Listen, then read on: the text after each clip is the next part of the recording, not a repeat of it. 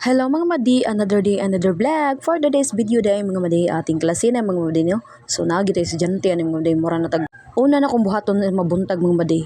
Nangipos dahil kudaan na ni sa among higdaanan mga madi no. Syempre ang natog diari murag natog sa hotel mga madi ba. Nagbilin lagkuan para hiposon sa mga chambermaid char mga madi no. Mo ning giingon nganong ni enter. Kisa may nagsugo nga magminyo char nangasaba man eh. So balik dito sa kong gibuhat mga madi no. Pag human ako atong mga madi, nagluto dahil kog tortang talong mga madi. Kay napa mo koy usa ka estudyante mga madi panghaponon man niyang klase mga madi. So naguna ra dito kung ako ang kamanghuran mga madi kay kung grade 8 naman to siya mga madi pangbuntagon man iya mga madi. So mo to siya mga madi nagsuwa ra siya itlog nga gilungag mga madi. Kay lisod man na proseso ang kanang itlog nga torta mga madi.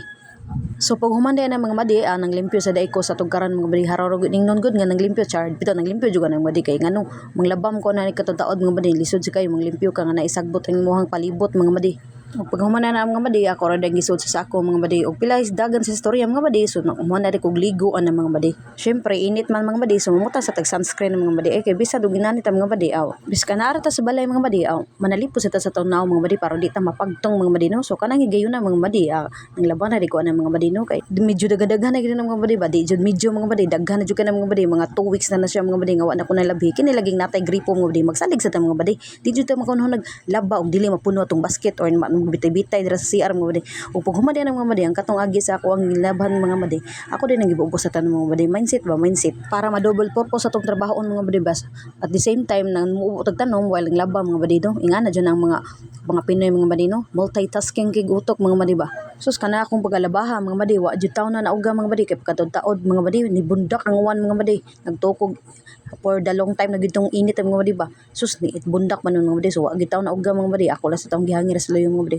Ug manana ni mga madi naghumol na di ko anang mga madi nabutan akong Ariel powder. Ariel baka naman bitaw mga madi. Na naganalan jud ko nang Ariel mga madi ba kay ngano bula ka siya mga madi din. Hundag pa jud kay imuhang bulingon mga madi imong gilinabhan mga madi inya.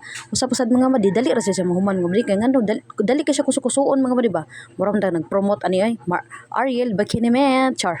Kining inahan nata mga madi so dapat dili jud ta magpaurong-urong sa ato ang balay mga madi kinahanglan mo lihok gid mga madi para sundon sa ato mga anak mga madi ba. Kini giyon ang mga madi basta walay klase mga madi sila jud na akong pasagdaan mo lihok mga madi.